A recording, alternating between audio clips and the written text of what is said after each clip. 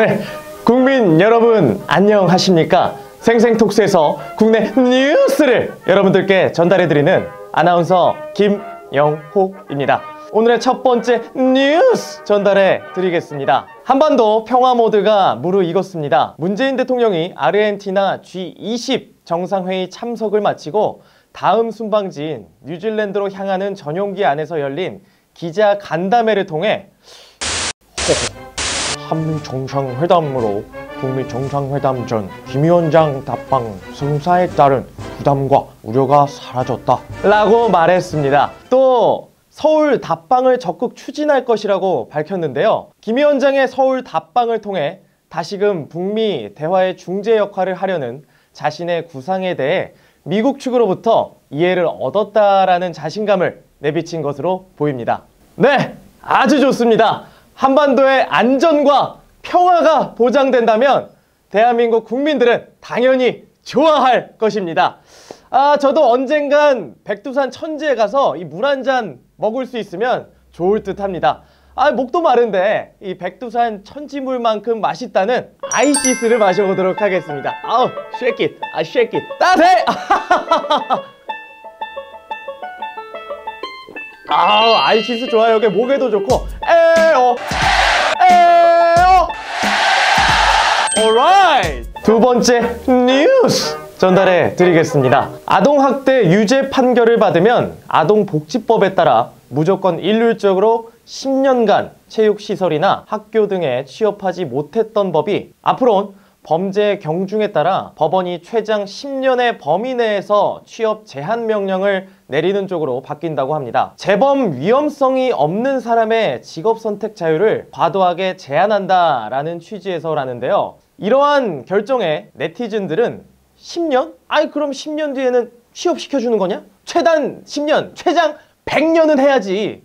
왜 자꾸 범죄자들이 살기 좋은 세상으로 법이 바뀌냐? 등의 격한 반응을 보였습니다. 학대당한 아이는 평생 트라우마에 시달릴 수 있습니다. 법은 가해자들에게 벌을 주고 피해자들을 보호해 주어야 한다고 생각을 합니다. 조금 더 피해자의 입장을 생각해서 법 개정을 해주시길 바라겠습니다. 세 번째 뉴스 전달해 드리겠습니다. 경찰이 12월 전좌석 안전띠 착용 특별 단속에 들어간다고 밝혔습니다.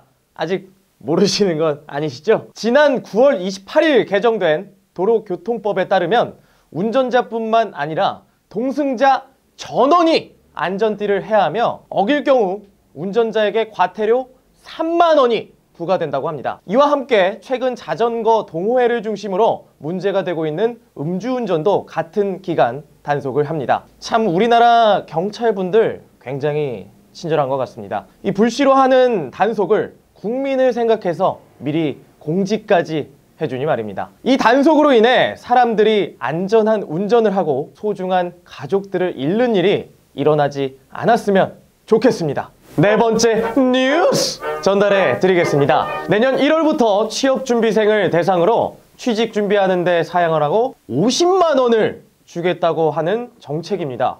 굉장히 좋은 정책인 것 같은데요. 취업 준비에만 적잖은 돈이 필요한 현실을 감안할 때 나라가 일부 돈을 지원한다는 것은 취준생에게 가뭄 속 단비일 것입니다. 하지만 한편으로 벌써부터 위조 증비 서류를 제출해도 걸리지 않는 법 등이 꾼들 사이에 화제입니다. 고용부는 청년들의 자율적인 취업 준비를 위해 구직 활동 범위를 넓혔다며 선의를 강조하고 있지만 막상 악용하게 될 것에 대한 대비에 대해서는 함구하고 있습니다. 좋은 정책이라는 것에는 동의하지만 시간이 조금 더 걸리더라도 준비가 제대로 되는 것이 더 중요하겠죠. 취업난에 이제 사회에 발벗고 나오는 취준생을 2번 울리게 하는 일은 없었으면 좋겠습니다. 벌써 2018년도의 마지막 달인 12월 달입니다. 여기저기서 우는 소리가 들리는데요. 겨울이 아름다운 건 첫눈에 아련함도 있지만 서로에게